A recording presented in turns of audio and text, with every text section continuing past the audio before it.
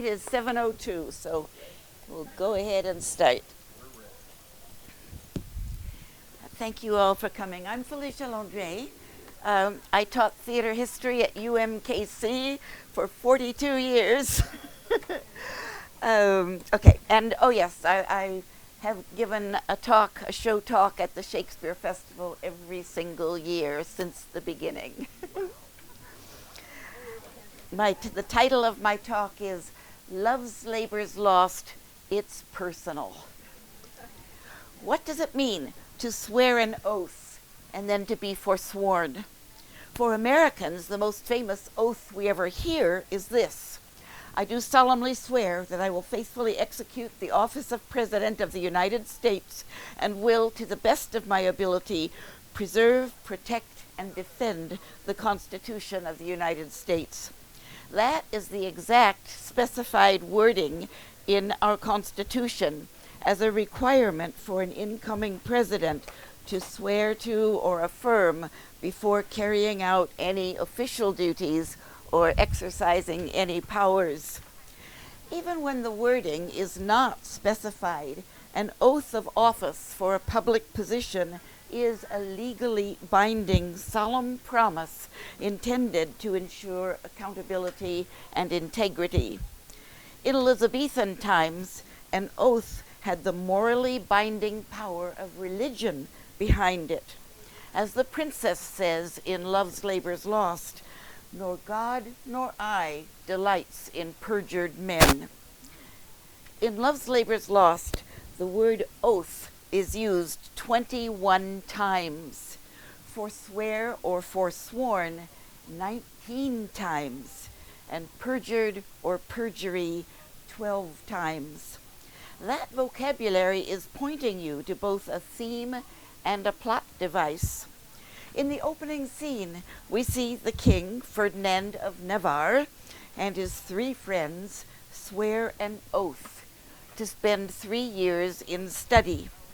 In order to focus on their academic pursuits, the 4 young aristocrats swear to give up the company of women, to not waste much time in sleep, and to forget about their innately French enjoyment of fine dining. However idealistic the purpose to study and to learn, it's immature, to say the least, to swear an oath with such low probability that it can be kept. When necessity forces the 4 young men to break their oaths, it costs them their credibility. Of course, they find ways to rationalize their violations of the oath, altered circumstances, the power exercised over them by women, and so on.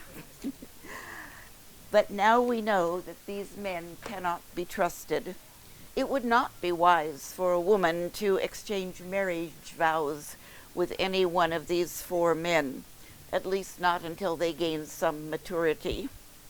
As you will see, the 4 young women who come on business to Navarre are wiser, wittier, more realistic, and more honest than the men in every instance. Of course. Yes. But I swear to you that the superiority of women is not the reason I titled my talk, Love's Labor's Lost, It's Personal. It's personal because I love this play for so many reasons that this will be pretty much a collection of miscellaneous tips of the iceberg of goodies in it. A collection of miscellaneous tips of the iceberg of goodies. I created that freakish metaphor deliberately because mangled language is one of the fun bits of the play that I will touch upon. I might mention also that it's personal because this is the only Shakespeare play I've directed. The play is the subject of the only one of my books that was picked up by 2 different publishers. And this play has my favorite Shakespeare character, and I will have more to say about Don Armado. To begin with the most obvious appeal of Love's Labour's Lost, it features 4 attractive, playful young men and 4 attractive, smart young women. Pretty people.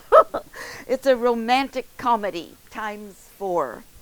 We get some battle of the sexes, some mistaken identity, some flowery language, and this play makes us, the audience, feel clever because we can see from the beginning how the different personalities will pair off.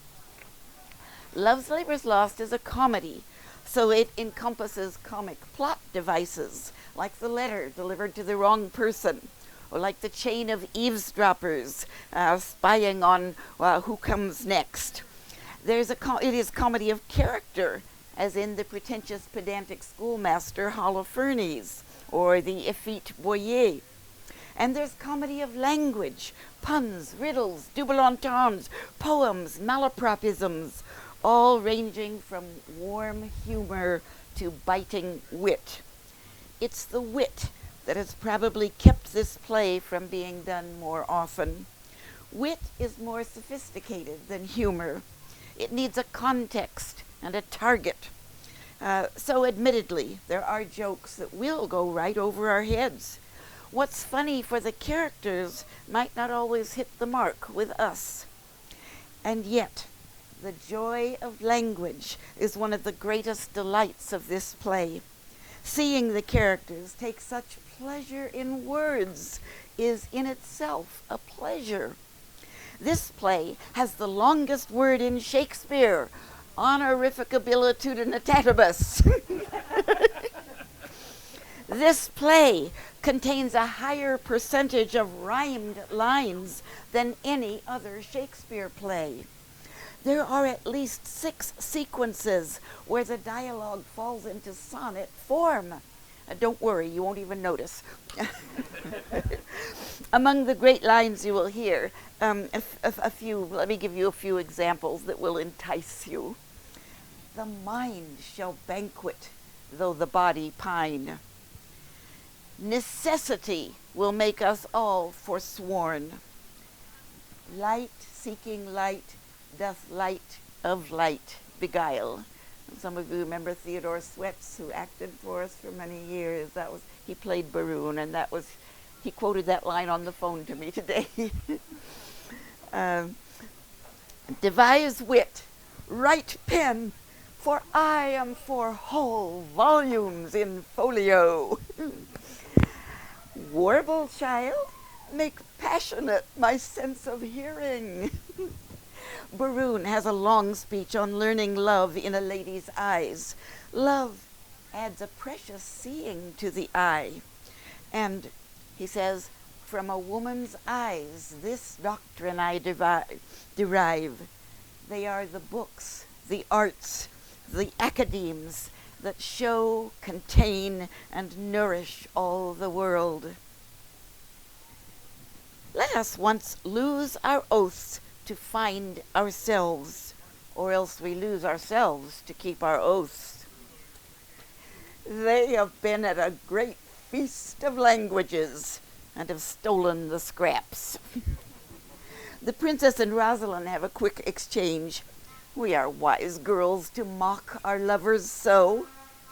They are the worst fools to perch us mocking so. A just prosperity lies in the ear of him that hears it, never in the tongue of him that makes it. My very favorite line is from the lowly schoolmaster Holofernes, who puts together a pageant of 9 worthies to entertain the attractive young couples. But the aristocratic young men try to show off by mocking the efforts of the well-meaning commoners. Holofernes is provoked enough to remind his betters that they can be better. This is not generous, not gentle, not kind, I'm sorry, I got it wrong. This is not generous, not gentle, not humble. And that is followed by Don Armado's call for some respect. Sweet chucks, beat not the bones of the buried. When he breathed, he was a man. Well, this could go on and on with delicious phrases, but there are a couple more points I need to cover. Why is the boastful, braggart Spanish soldier Don Armado my favorite character in all of Shakespeare? I've actually read an article that interprets him as the most despicable character in Love's Labour's Lost, but that's not what I see. First of all, he's caught in the middle. In terms of Spanish hierarchy, Don Adriano de Armado has a well-born pedigree. But here at the court of Navarre, he goes about with the commoners and loves a dairymaid, Jaquenetta. And yet he has high aspirations. He wants to play with the big boys, so he zealously overdoes the high-flown language in hopes of impressing them.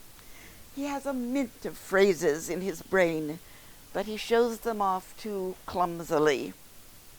I see Don Armado as analogous to the scholar who wants to be up there with the artists, yearning for the chops to act in a play or to write real poetry, but knowing that actors and poets have God-given talent, while she will always be an amateur.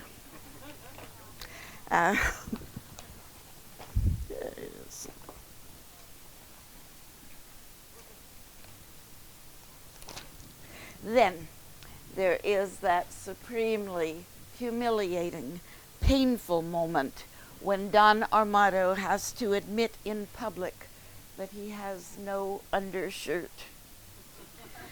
Give him credit. He pulls himself together with good grace to face those who mocked him. He is more sincere in love than the four callow aristocrats. He lowers his status to win Jaquenetta, whether she's pregnant with his child or Costard's. The last line in a Shakespeare play is usually reserved for the noblest surviving character, and to me it's thrilling that Don Armado gets it. You that way, we this way. Finally, since I am a theater historian, I want to say something about the historical context of Love's Labour's Lost. The topical references in it anchor it as having been written in 1578, with probable revisions in the early 1580s, but not in 1592, as traditional scholars like to claim. The many topical allusions are all earlier. Most importantly, in 1578, there was a short-lived fad for euphuism at the court of England's Queen Elizabeth. Euphuism might be defined as showing off one's cleverness with language, verbal embroidery with striking turns of phrase, vocabulary, rhythms, metaphors, classical allusions, and above all, wit. When Berowne finally decides to sober up in his use of language, he describes the excess he is renouncing. Taffeta phrases, silken terms precise, three-piled hyperboles, spruce affectation, figures pedantical. Henceforth, he will stick to russet yeas and honest kersey nose. That is, instead of taffeta and silk, his speech will be patterned from rustic homespun cloth. Love's Labour's Lost is a textbook example of the euphuism that flourished at court only in the years 1578 to 80, and only at court. It was long forgotten by the time country boy Will Shakespeare could have grown up and heard about it. The French historical context for the play can be traced to a lengthy work of fiction published in France in 1577, L'Académie Française by Pierre de la Prémodé. It's structured as a self-improvement dialogue among four young gentlemen who devote themselves to manly exercise, study, and philosophical conversation. Moreover, the male characters in Love's Labour's Lost correspond to actual French historical figures. King Ferdinand of Navarre is based on Henri de Navarre, who later became Henri IV, Henry IV of France, King of France. The fact that we know that the real Henri de Navarre wrote his letters exactly the way the princess describes her sonnet from Ferdinand of Navarre, crammed up on a sheet of paper, writ on both sides of the leaf, margins and all. Berune parallels Charles de Gontaut, Duc de Biron. Longueville would be Henri d'Orléans, governor of Picardy, and Duc de Longueville. Dumaine corresponds to Charles de Lorraine, Duc de Mayenne. Henri de Navarre married Marguerite de Valois, sister of Henry III of France. But circumstances separated husband and wife for 2 years until 1578, when she traveled with her ladies-in-waiting to her husband's home in Navarre for a visit that included renegotiating her dowry, which involved Aquitaine, just as you will hear in the play. The reunion took place at the Chateau de Nirac, which featured a curious knotted garden and had just at that time acquired tapestries depicting the 9 worthies. Marguerite kept a journal, published much later as her memoir. It includes names and anecdotes used in Love's Labour's Lost. For example, Marguerite wrote, and apparently mused often in conversation, about Hélène de Tournon, a lady-in-waiting who had languished and died of love. As Catherine recalls in the play, he made her melancholy, sad, and heavy, and so she died. Of course, Shakespeare's plots, characters, and symbols are often multivalent, especially when a play has undergone revision, as Love's Labour's Lost clearly did. So the play layers Russian allusions and in-jokes on top of the French. It touches on the commercial interests of the Elizabethan Muscovy Company, as well as on reports from Elizabeth's envoys to the court of Ivan the Terrible. As documented in this excellent book, Shakespeare, Elizabeth, and Ivan, the role of English-Russian relations in Love's Labour's Lost, by Rima Greenhill. In Rima Greenhill's view, the French setting is a smokescreen for some pointed political satire on Queen Elizabeth's relations with Russia from the 1550s to 1583, when Ivan the Terrible died, and then Boris Godunov continued giving them trouble. Just to give one small example, Costard enters limping from a wounded shin and denies being an envoy.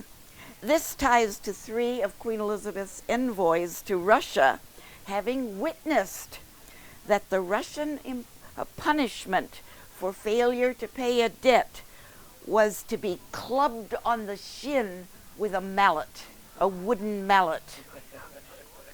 And finally, the English elements in the play, besides the euphuism that I already mentioned, derive from people and incidents at the court of Queen Elizabeth. An interesting example concerns the Queen herself, who broke her own statute against women lodging on university or cathedral campuses. Her so-called housekeeping edict was motivated when she visited Ipswich and saw too many wives, widows, and children interrupting the studies there. But later, Elizabeth and her maids of honor lodged in the Long Gallery at King's College of Cambridge University in defiance of her own edict. In the play, the princess chides the king. I hear your grace hath sworn out housekeeping. Those are just a few examples that tie the play to documented history. Seeing how Love's Labour's Lost fits into the historical context is another thing that I love about this play. So, yes, it's personal to me. Berowne says, "Behold the window of my heart." May we all take Holofernes' words to heart, so that it will never be said of us, "This is not generous, not gentle, not humble." Enjoy the play tonight, because as Catherine says, a light heart lives long.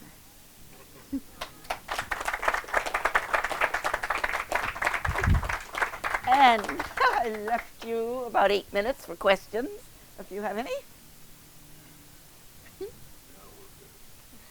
Well, or if you didn't get the handout, please come and get one from me before you leave. Yes? This is an early play.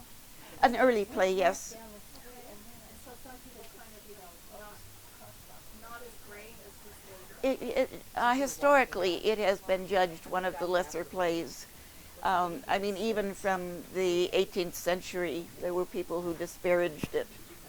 But, oh, to me, it's my favorite. It's just a delight. Who were the academics that disparaged this beautiful piece of work? Any other questions? Yes. I'm sorry, what? Oh, the deal with the Muscovites. Yes. Well, the four young men get this cockeyed idea to come and court the ladies in disguise. And so they disguise themselves as Russians.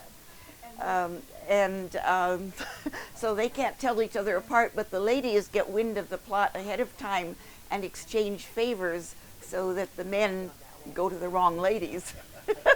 and you see what, it's like a set piece within the play, like the pageant of the Nine Worthies, almost would be another set piece.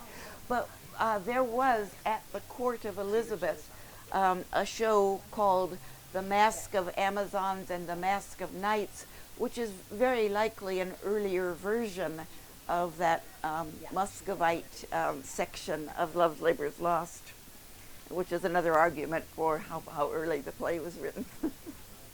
Yes. The Muscovite thing seems just to come out of the blue. I know, yes. But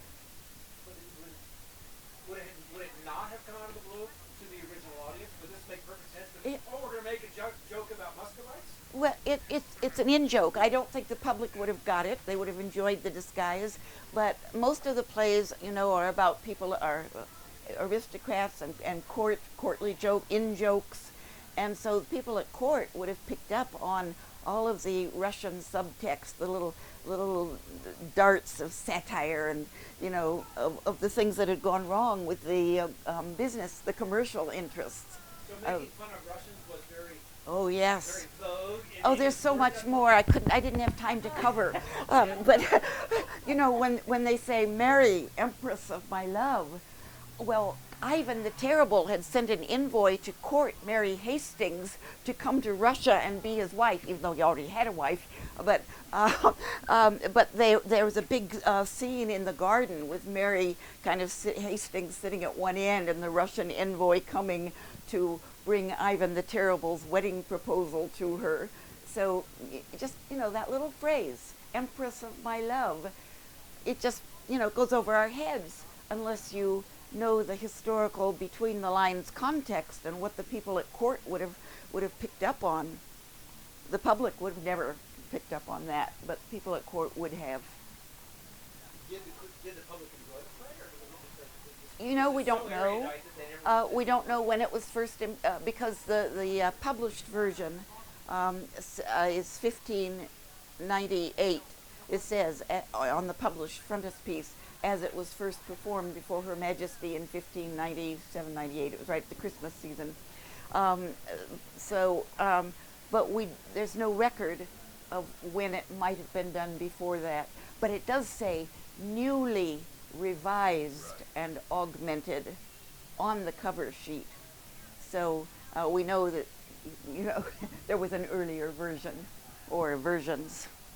Maybe the Masque of Amazons and Knights as a really early version, and then all the whatever was written in 1578 with all the topical allusions, and then a couple of things from 1580. Thank you. Thank you very much. Yes. Thank you.